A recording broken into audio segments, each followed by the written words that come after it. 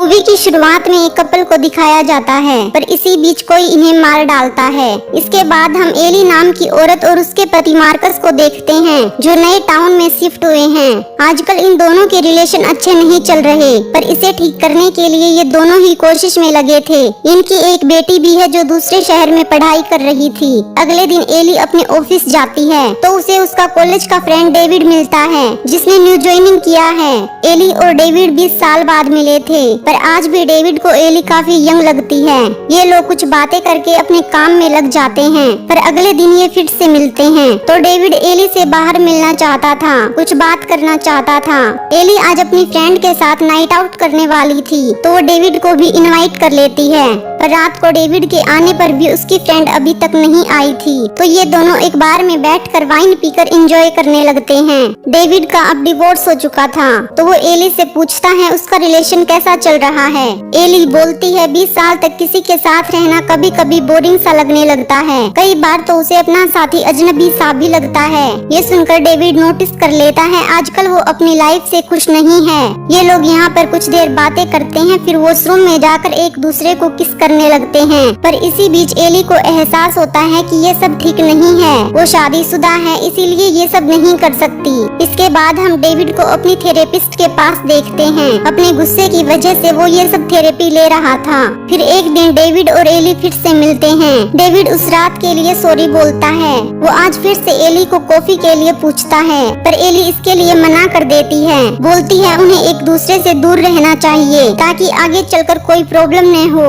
Eli जानती थी अगर फिर से वो साथ रहे तो कोई न कोई गड़बड़ हो ही जाएगी। पर इसके बाद भी डेविड एली से बात करने के लिए कॉल करता रहता है, पर एली ने उसका नंबर ब्लैकलिस्ट में डाल दिया था। डेविड की वजह से वो परेशान थी, तो किचन में काम करते हुए अनजाने में उसकी उंगली कट जाती है। ये देखकर मार्कस उसकी चोट ठीक करता है और फिर यहीं पर रोमांटिक होकर ये लोग इंटीमेट हो जाते हैं। पर हम देखते हैं डेविड बाहर रहकर इन पर नजर रखे हुए था, यानी अब वो एली से ऑब्सेस्ड हो चुका था। फिर अगले दिन एली की कोवर्कर कोर्टनी इनके घर लंच पर आने वाली थी, पर एली देखती है उसके साथ डेविड भी आया था।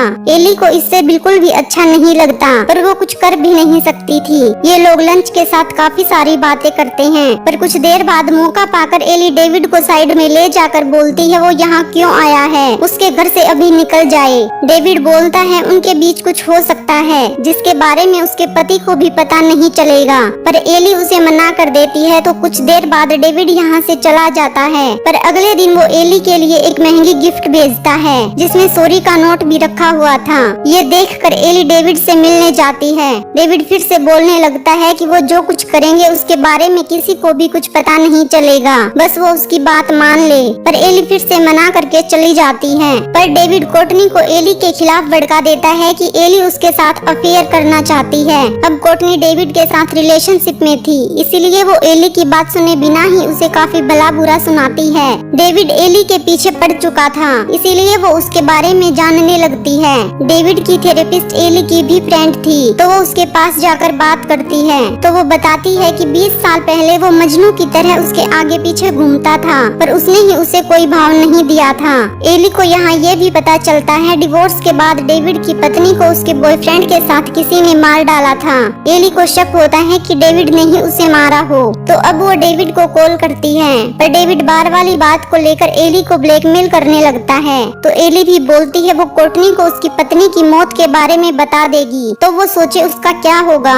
इसके बाद एली डेविड की पत्नी के बारे में लिखकर कोर्टनी को मेल करती है, पर कोर्टनी वो देख पाती उससे पहले ही डेविड वहां पहुंचकर वो मेल डिलीट कर देता है, जिसके बाद कोर्टनी के साथ इंटीमेट भी होता है। वहीं अगले दिन एली डेविड के घर के बारे में पता लगाकर उसके घर की तलाशी लेने लगती है, और यहाँ उसे डेविड के लैपटॉप में उसकी पत्नी के कई सारे फोटोज मिलते हैं जब वो उस पर नजर रख रहा था। इसमें एली के भी फोटोज थे जब वो उन पर भी नजर रखे हुए था। इसके बारे में पता चलने पर एली कोर्टनी को कॉल करके बताती है कि डेविड ने ही अपनी पत्नी को मारा है।